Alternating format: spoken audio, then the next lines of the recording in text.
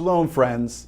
The third fall holiday mentioned in Leviticus 23 is Sukkot, the Feast of Tabernacles, known in Jewish thought as Zaman Simchatenu, the time of our rejoicing. In fact, the sages say that if you had never gone up to Jerusalem at the Feast of Tabernacles to celebrate, you didn't know the true meaning of joy and celebrations. That is how amazing it truly was. The question is, what are we celebrating? What are we so joyous about? Well, Sukkot reminds us of our 40 years of wandering in the wilderness. What does it remind us of? It reminds us of, first, of God's presence. God led us as a cloud of smoke by day, as a pillar of fire by night. He literally dwelt in our midst.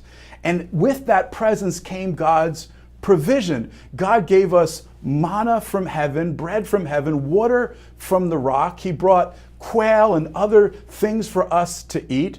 And also our clothes did not wear out, but it also reminds us of God's protection, that our enemies didn't harm us, that the snakes and the scorpions in the wilderness never touched us. So we celebrate God's presence, provision, and protection for our lives, past, present, future, by living and eating in these booths, these sukkahs, to remind us that God wants to dwell among us and He wants to bless us.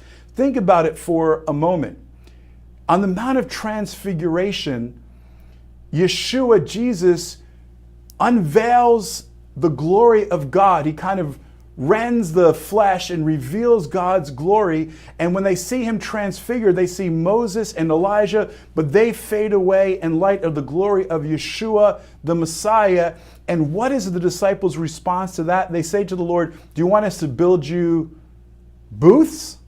What, they see the glory of God and all of a sudden they want to go camping? Listen, we camped for 40 years in the wilderness. Jews aren't big campers. But in all seriousness, no, because what we have to understand is, what is the symbol of the Messianic kingdom?